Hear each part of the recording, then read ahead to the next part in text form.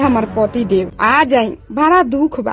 कह अपने घर के हाल चाल ठीक बाटे, लेकिन अब तो मेरा रुआ का कहतिया कह रे अभी ना ही हम भाई भाई में अलगा करवा के ठीक ना कर लेबे कि हम छोड़ के रउआ के चल जाई। बताई ए मर दे तोरा परिवार में ना पटेला, देखा हूँ का बकबकातिया कह रे।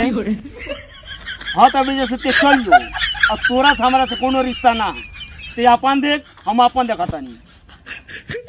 एकरा लोग चल जाई, के बा हमार रउआ सिवा। अरे मेहरारू के कम नाम नहीं थे, पूरा गौवा बढ़ जाना था। मेहरारू कम खिलाड़ी नहीं थे, देखा फिर से का कहतिया। अरे हमके क्या ते जनबे रे, तू तो पूरा गौवा भर जाना था। कबो ऑटो वाला के साथ भागा ताले, कबो मछली वाला के साथ भागा ताले, और कबो राजन भाई के साथ भागा ताले। हमारा तो गौवे में यार बना सरे। अरे कोरीजा पे रहे, कोरीजा पे किला गार के रहे खुतनी रुआ पैसा में के छोड़त नहीं। जो हब तक हम रखबो ना करम, हमो जुगाड़ ढूंढ ले बानी। ए भाई ए मुठ मारे वाला दवाई कहाँ मिली हो? ए मर दे नहीं तो राजन ठेकेदार के दुकान पे मिली। हाँ हाँ हाँ चल भाई लाड़ पिया काक मार दे नहीं तो बीड़ी।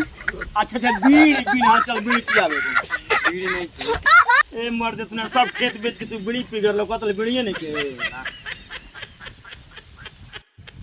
ए मर दे और राजन ठेकेदार तुमसे कोनो बात कहना है? हो यार। अच्छा हाँ रे और जा के हजमा घरे बोल दिया तो, और देवी सिंगर जन बाली ओकरा बिना मर्दे के लइका भइल बा, जा के घरे नार काटी आई नतियो बहना ना पहुंचई नारे पपा दो।